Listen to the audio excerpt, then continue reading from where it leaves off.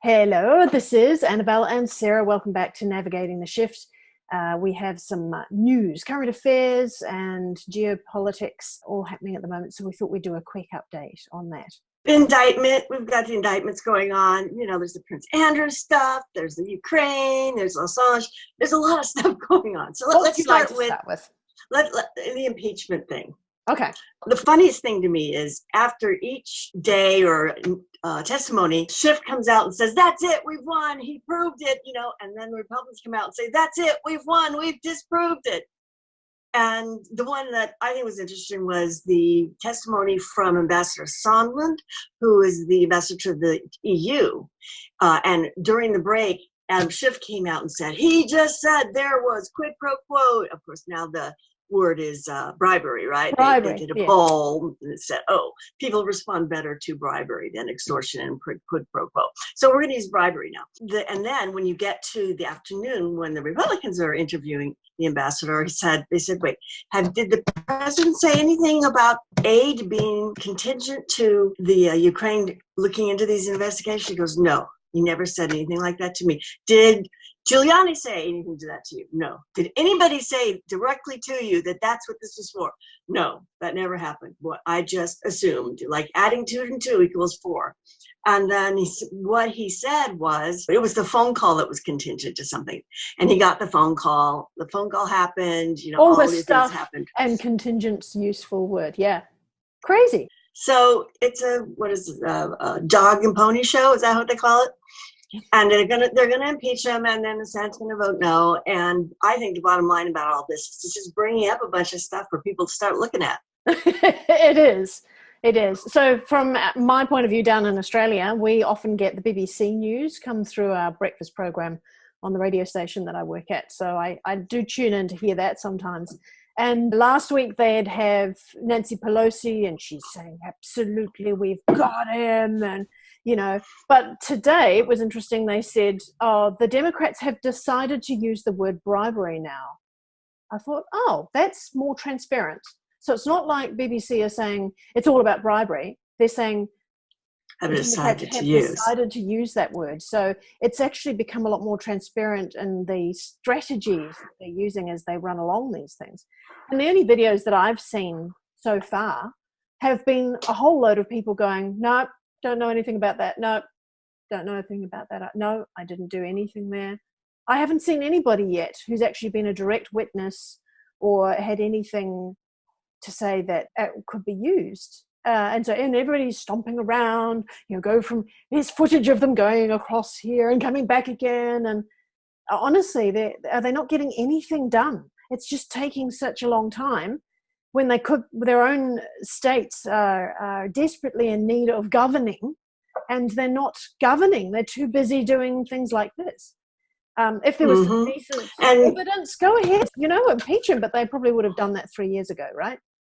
They've been trying, but they're really pushing it now. It was like 5 hearings and 8 testimonies. I mean, just slamming through it because they want to get it done before the IG Horowitz report comes out, because that's going to be talking about the origin of the FISA stuff for the whole Russian collusion hoax, as they say.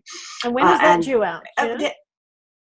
First week of December is what the latest thing I've heard. So pretty soon. And it's supposed to be like at least 500 pages. And the bottom line is, if he's going to come out and say, yeah, everything was by the book, it was fine, they don't need 500 pages to say that. So there must be something in there. There's something in there for sure. Okay. Now, what about Assange? What's going on with him, Julian Assange? Well, they've dropped the rape charges against him. What they said was that it's been so long that the testimony has weakened, or the oral testimony has weakened because of the time, and they didn't have other kinds of evidence to support it. But the end result is, now he can be extradited to the U.S. Now the question is, they say he's fighting it. Or does Q and the Alliance good guys, are they going to bring him in and abuse him or kill him, or is he going to be coming here and be protected? I'm not 100% sure on either one of those. I don't feel like they're going to torture and kill him. If he's I got don't information that they want, no reason to treat him badly. He might be treated a whole lot better than where he is now, because he seems to be struggling in the jail or the hospital where he is. He's not doing well. And you just don't know what technology they might be using on him that he doesn't even know about. You know, you throw or maybe he knows about. Well, yeah, a whole lot of low frequencies in his direction, putting things in while he's asleep. I mean, it's not safe. So my feeling is that he would be safer with the white hats. I liked the term that guy used, the Navy SEAL used in that interview. I don't know, I can't remember if we talked about that last week. He called them the oath keepers. Mm-hmm. In terms of armed forces, the ones that are actually dedicated to the oath to their country rather than oath to their immediate superior in the hierarchy, which is a much... You're talking about the video where he's talking about Project Looking Glass, right? Yes, through Project Camelot. 2.5 hour testimony, really showing you how the military works, which is very similar to how we've been told the Freemasons work, that once you're in, it's very, very hard to get out or to not do as you're told. I mean, you get put in the most appalling positions if you don't do as you're told. And if the people above you are corrupted or what's the right word for it? You know, if they're not oath keepers, then it's very difficult to break out of that situation. I remember all those years ago working with Mercredan, he said, do not judge. Don't judge. I mean, don't judge anyway, right? Because it gets you all negative and, hey, go kill them, I deserve to hang. That's not good for you anyway. And that kind of negative energy is not good. But aside from that, there seems to be so many layers here of people caught up in things that they really don't want to do, that they're forced to do. Yep, I think so. Yeah. The other thing that I noticed recently is that a very important indictment came out. And unsealed. We did have that Q post about indictments being unsealed in 2019. Evidently came out November 14th, just this last week, but nobody talked about it today, which is the 20th. It's like almost a week. Yeah, almost a week. And now they're starting to talk about it. Now they're talking about it. So I'll just read you a little bit about what they're saying. The prosecutor general, unnoticed by the media, announced a new suspicion to the notorious owner of Burisma. Of course, that's the Biden connection there. Mm-hmm. According to the suspicion, the Yanukovych family is suspected, in particular, with legalizing, in parentheses, laundering of criminally obtained income through Franklin Templeton Investments and Investment Fund, carrying out purchases of external government loan bonds totaling $7.4 billion. So what it looks like is they buy these bonds, but the government ends up paying for it. It's sort of like they're stealing the money from the little guy, basically, and it's showing how money leaves Ukraine. The other part of this is that they announced the amount of money transferred to representatives of the Burisma Group, including Hunter Biden. According to documents in general in favor of Hunter Biden and a few others, Burisma was paid about $16.5 million. That's a lot more than like $50,000 a month, and that's what they're saying. And some people are saying it was more like $200,000 a month anyway that Hunter Biden was making. So it might change. One thing, right? One thing that's important is it's being looked into. The one possible backlash could be one of the defenses for Trump is that you're saying that he was saying, well, you had to look into this before you get the aid. When he got the aid, and they didn't look into it. But evidently they were looking into it. So I'm not sure how that'll play out. But there's definitely stuff going on there. And what's interesting is it's like they buy the debt, and then basically they bribe so that the U.S. gives them $1 billion, which covers the debt. So it's almost like the debt's even transferred away from the Ukraine to the American people. Did you follow that? Yeah, that's through the aid from our government. It's coming up. I think we'll be seeing more and more indictments. As we're looking at the IG report, the Horowitz, and all this stuff coming out.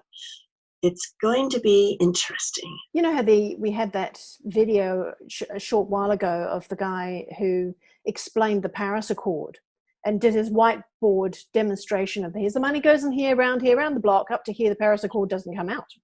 And who owns it? And simple videos like that will be great ways to explain how this money is coming through Ukraine as if they're like some huge money laundering unit. Yeah. Another thing, of course, is Prince Andrew. Yeah, his really notorious interview. Oh my God. I was looking at some of the comments underneath on YouTube. It was like the slowest plane crash ever. And, you know, and your favorite body language lady did a video on it. But I thought, look, there's no need. Everybody can see it so clearly that he's just lying all the way along. Also, I think, or she was pointing out, because I did watch the beginning of it, and I thought, yeah, I know this. You know how you, like I said to you, I like to look at videos without the sound on? But I just had it down low to listen to find out what the topics were. But for example, the interviewer brought up Virginia Roberts, and just this whole look on him was like, yeah. No, he was dead still. But what I was picking up on was he was actually remembering the sex. oh, that one where he's kind of going like this? No, he wasn't doing anything. It was dead still. But okay. That was what I was picking up. I thought that was quite funny. But even things like the body language lady was saying that everything is very well worded. It's all scripted. He knows what answers he's meant to give. But I think what I could feel as well was that there were sentences in there that this might be the truth, and this little sentence might be the truth. Maybe you have 4 words or something, right? And this little sentence might be the truth. But if you put them all together, then everybody will assume something totally different. For example, she said, well, where were you on this date when Virginia Roberts said that you were dancing with her and sweated all over her and then had sex? And he said, I was at home with the children. I'm like, so whose children? Oh, I didn't catch that one. I was with the children. Then he said something else about the children. Then he said Beatrice went out. Then he said, I went to the pizza escape or whatever it was called. But you put them all together and you think that it means something that could be completely different from what you think. Watch the interview. Have a look at these little short sentences and how they're put together. It's very cleverly scripted. So if whoever scripted it would know that people looking, you know, at very closely will be able to see very clearly when he's when he's lying. So if you give him a whole lot of little sentences that are truth, do you see how that works? Yes, Then, exactly. Then he can truly say it as truth. And she also commented that when he was talking about Roberts, when he was listening to her say the things, he was like nodding, like yes, yes, yes, and then she said, and she said you did this, and he's like, no. It looks like Mira, your doggy in the background looks exactly the same. Not me, just that same look. No, I have no recollection of that. But I do remember what I had on my pizza that night. And by the way, I don't sweat. Well, I do now, but I didn't then. Now that's strange. That is strange because the Daily Mail put out an article with a whole lot of pictures of him with different socialites and rather cozy positions. But I couldn't actually see any sweat on his clothes in any of those. So it is. I can't imagine that you don't sweat and then you fix it. I've never heard of that before. But I didn't look it up. I don't know if there is a condition whereby if you have an overload of adrenaline or maybe even adrenochrome, that it can cause you to not sweat for a period of time until you've cleared some of the PTSD or something. But somehow I can't imagine he was really in situations where he was getting a lot of adrenaline because they don't actually put them out there. Yeah, no. Right? Mm. Mm. So I think he was giving hints to people. I mean, he put in pizza, which of course is a code word. Adrenaline? Could be. Really? Also, she said something about Jeffrey Epstein. You know, she was going on about him being his friend. And she said, well, you know, how does that affect your immediate family? He said, oh, they all knew him. I was like, excuse me? Did you just say that? They all knew him? So there's these little things that just fall out every now and then where people can pick that apart so much. There'll be some great picking apart sessions, I'm sure, that'll show up on YouTube. Another interesting moment was when she said, well, on such and such date, you had a birthday party for Julian Maxwell. She's like, as usual, no. Then he's looking, his eyes are going into what's my portrayal, is what Bombard's body language says. He's trying to remember what he rehearsed instead of looking at members. That was a hunting party. Shooting weekend. Shooting weekend, that's what again. Shooting weekend. What we've learned. Regular shooting weekend. And what we know of Bohemia Grove, we're going, who are you shooting? Oh, lordy. Just so many things that were giving it all away, weren't they? And even when he said, oh, Epstein's such a great collector of people of, the top end, and he didn't mention any names, but we're all saying. And the bottom end. And the bottom end. But you can imagine how many people are going, really? Who else was at Epstein's place? Can you fill us in on that? So the fact that he says, oh, I'm just like any other person, that also is a quote that will be used to say, okay, you are just another person. FBI wants you over here in America. Off you go. He just dug his own grave so badly there. And then evidently he's now asked permission of the Queen to be relinquished from his duties of going around and being such a philanthropist in the world. Nobody wants him anymore. Yeah. Speaking of having lost power, I just saw a report that the Clinton Foundation, which used to make $350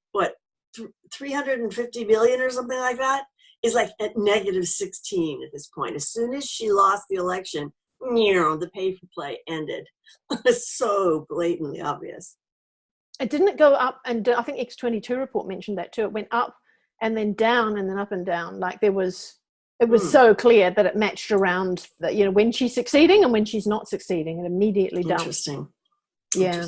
It's when you see some of like the X22 or SGT report that go really in depth, or Amazing Polly on YouTube. All these are on YouTube, into the details and the connections, and it just seems like everybody is corrupt. I mean, there's just like, oh my God, they're all connected too. And through the generations leading back to World War II. When you just started talking about that, the first thing I thought of was when I was a little kid and I had very long hair, and I just gave up brushing my hair because I didn't like the feel of pulling the knots. So I ended up with this massive, big, huge knot, like this, the width of my head on the back of my crown. And my mum was like, okay, we have to sit down. We got to sort this out. And it took her ages. That's what it made me think of. Just a mess. Like all these connections of people, and they help each other out. That no wonder there are so many indictments to be unsealed. And so we have to let go of judgment and simply watch the show.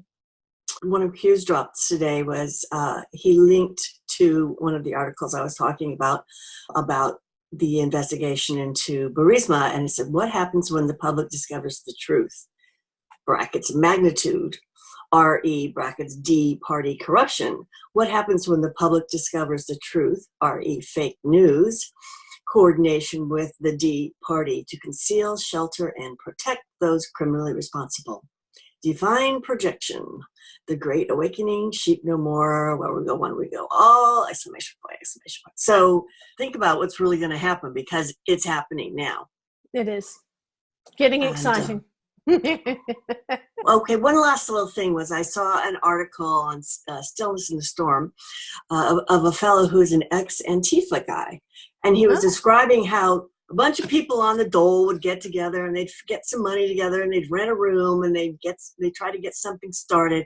And then people would come in and really sort of work them up, and they were sort of infiltrated. And then they started giving them martial training, teaching them how to fight. And he started realizing that it was becoming, they wanted them more dangerous than ISIS, basically, at least is what he said.